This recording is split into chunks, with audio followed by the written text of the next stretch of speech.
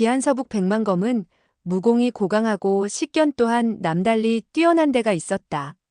이 무렵 그는 18명의 사제들에게 반나절 동안 검초를 연마하도록 지도를 했으나 하나같이 사제들의 자질이 평범하여 아무리 열심히 연마한다 하더라도 대성을 거둘 것 같지가 않았다. 따라서 설산파의 뒤를 이어줄 사람이 없다는 데에 크게 안타까움을 느끼고 그와 같은 말을 한 것이었다. 석중옥은 본래 1000명이나 되는 제자들 가운데 한 명이 있을까 말까 한 인재였다. 그가 좋은 길로 나아가지 않고 그릇된 길로만 내닫고 있었으니 백만검으로서는 자기 문파에 인재가 없다는 사실과 석중옥이 또 그와 같이 사악한 짓을 저지르는 데 대해 크게 마음 아파하게 되었던 것이다. 석파천은 이때 백만검이 자기를 바라보는 눈동자에 지극히 따뜻한 정이 넘치는 것을 보고 백만검의 마음속을 헤아릴 수는 없었으나 약간 고맙게 생각하지 않을 수 없었다. 이렇게 되자 토지묘안은 일시 무거운 침묵에 휩싸이게 되었다. 잠시 후 백만검은 오른발로 땅바닥에 던진 장검의 검자루를 살짝 건드렸다. 그 검은 허공으로 훌쩍 튀어올라서는 마치 살아있는 것처럼 그의 소나기로 들어가는 것이 아닌가? 백만검은 검을 잡고 천천히 마당으로 나서더니 낭낭히 외쳤다. 어디서 오신 고인이신지 아래로 내려와 서로 이야기를 나누는 것이 어떻겠소? 설산파의 무제자들은 깜짝 놀라고 말았다. 장락방에 고수들이 달려왔나? 어째서 호연만선과 문만부 두 사람이 밖에서 지키고 있는데도 알리지 않았을까? 그렇다면 아무런 기척도 없이 나타난 것인데 백사형은 또 어떻게 알아차리게 되었을까? 이때 싸 하는 가벼운 음향과 더불어 마당에 두 사람이 모습을 드러냈다. 한 사람은 전신을 흙이로 감싸고 있었고 다른 한 사람은 부인인데 하얀 옷차림을 하고 있었다. 부인은 허리에 빨간 띠를 두르고 있었고 머리에 빨간 꽃을 꽂고 있는 점으로 보아 상을 당하지는 않은 것 같았다. 두 사람은 하나같이 장검을 메고 있었는데 남자의 검자루에는 검은 수실이 나부끼고 있었고 여인의 검자루에는 흰 수실이 휘날리고 있었다. 두 사람은 뛰어내릴 때 동시에 착지를 하면서도 별로 소리를 내지 않는 무공을 지녔고 풍무 또한 뛰어나 대하는 사람으로 하여금 감탄하게 만들었다. 백만검은 재빨리 장검을 거꾸로 잡고 폭언을 하며 낭낭히 외쳤다. 알고 보니 현 소장의 석 장주 부부께서 오셨구려. 나타난 사람은 바로 현 소장의 장주 석청과 그의 부인 민유였던 것이다. 석청은 얼굴에 미소를 띠고 폭언을 했다. 백사형이 패장에 오신 것을 저희 부부는 마중을 하지 못했을 뿐 아니라 지주의 도리를 다하지 못한 점을 유감스럽게 생각하오이다. 석청 부부는 후감집에서 설산파의 제자들이 들려준 말을 아직도 기억하고 있었기 때문에 그와 같은 말을 한 것이었다. 그들 부부가 후감집에서 만난 설산파의 제자들은 장락방에 잡혀있기 때문에 이곳의 설산파 제자들은 백만검의 말을 듣고서야 겨우 알아보고 속으로 캥겼다. 우리가 전해들 산장을 태운 사실을 알고 있는 것일까? 이때 백만검은 단도직입적으로 설명을 했다. 우리들이 이번 서역에서 동쪽으로 나오게 된 것은 자제분을 찾기 위해서인데 자제분을 찾지 못해 불초가 노한 김의 귀장을 불태우고 말았소이다. 석청은 얼굴에 여전히 웃음을 띠고 말했다. 패장은 원래 훌륭하게 세우지 못했소이다. 백사형이 눈에 거슬리는 것을 느끼고 이 형제를 대신해서 불질러버린 것은 그야말로 시원스러운 처사이지요. 잘했소이다. 그는 잠시 여유를 두었다가 다시 말했다. 더군다나 백사형께서는 넓은 아량을 베푸시어 장원 사람들을 모조리 밖으로 내보낸 점 깊이 감사드리는 바이외다. 백만검은 정중하게 말했다. 귀장의 하인이나 장정들이 잘못을 저지른 일이 없는데 어찌 무고한 사람을 해칠 수 있겠소이까? 오히려 민망스러울 뿐이외다. 석청은 침중한 어조로 말했다.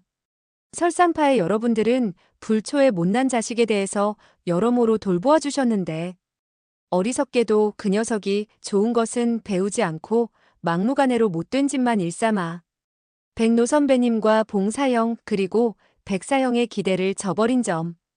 저희들 부부로서는 정말 부끄럽게 생각하오이다. 그는 잠시 여유를 두었다가 다시 말했다.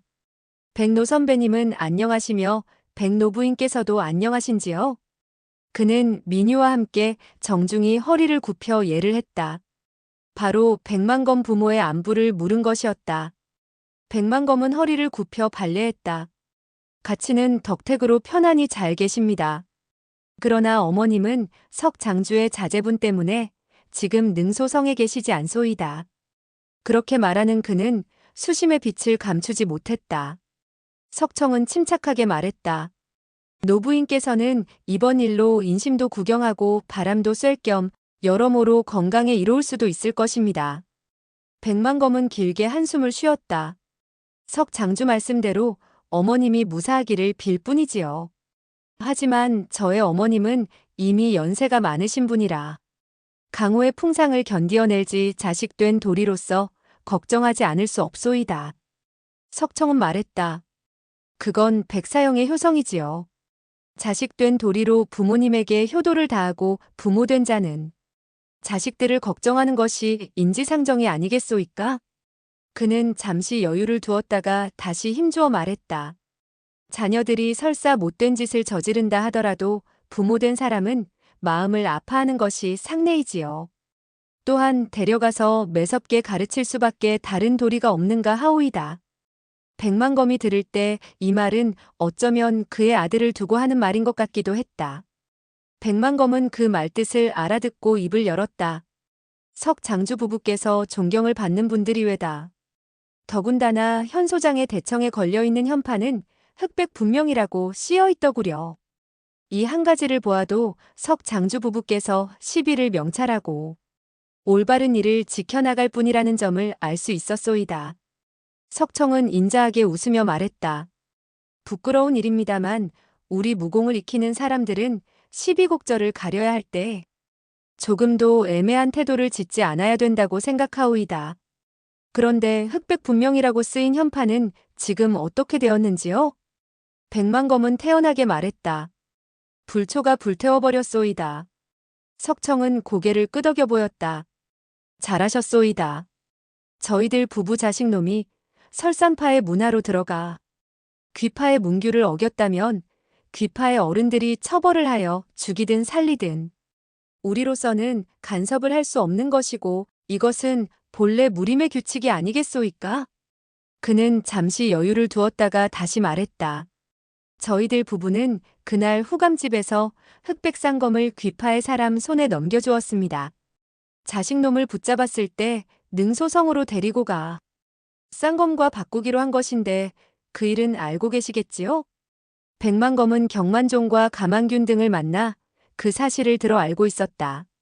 그날 경만종 등은 쌍검을 빼앗기자 처음에는 석청 부부가 수작을 부린 것이라고 생각을 했다.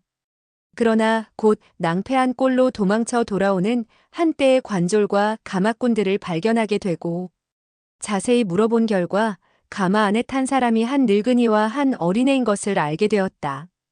그들의 모습이 어떤지를 듣게 된 설산파의 제자들은 곧 그거지와 마천거사 사형객임을 알게 되었다. 백만검은 평소 사형객의 무공이 지극히 높고 또 일정한 거처가 없다는 소리를 들은 바가 있어서 흑백쌍검을 되찾아 온다는 것은 매우 어려운 일이라 생각하고 있었다. 이때 석청 부부의 말을 듣고 백만검은 그만 얼굴을 붉히지 않을 수 없었다. 그렇토이다. 귀하 부부의 쌍검은 지금 이곳에 없으니 이후 찾아뵙고 드리기로 하겠소이다. 석청은 소리내어 껄껄 웃었다. 백사형의 그 말씀을 이성모는 어떻게 생각해야 될지 모르겠구려. 흑백 분명이라는 네 글자는 이성모 부부만이 지키려는 것이 아니오이다. 사형들이 불초 자식을 붙잡아 놓고도 이성모 부부의 무기를 압류한 채 내놓지 않는다는 것은 어떤 무림의 규칙이요? 백만검은 진지한 어조로 말했다. 그렇다면 석 장주께서는 어떻게 했으면 좋겠소이까? 석청은 말했다. 대장부의 일원중 청금이라고 했소이다. 어린애를 압류하려면 검을 압류할 수 없는 것이고 검을 압류하고 있으면 사람을 잡아둘 수 없는 일이겠지요. 백만검은 본래 무림에서 명성이 쟁쟁한 인물이라 할 수 있었고 신의에 밝은 사람이었다. 흑백상검을 자기네들 문파 수중에서 잃게 되었으니 석청 부부에 대해서 실로 가책을 느끼지 않을 수 없었다. 이치로 보아서는 다시 변명할 여지가 없겠으나 그는 석청 부부와 사형객 사이에 어떤 결탁이 있을지 모른다는 억측을 하게 되었다. 석중옥이 자기의 외동딸을 죽게 만들었고 이제는 그 석중옥을 사로잡은 마당에 상대방의 한마디에 사람을 내놓을 수는 없는 심정이었다. 그는 천천히 입을 열었다. 그 일은 불초로서도 마음대로 처리할 수 없소이다. 석 장주께서는 용서를 하시구려. 그리고 석 장주 부부의 쌍검은 200만 검이 책임을 지고 돌려드리겠소이다. 만약에 백모가 무능하여 흑백 쌍검을 내놓지 못할 때 귀장으로 찾아가 불초의 머리를 잘라 사죄를 올리기로 하지요.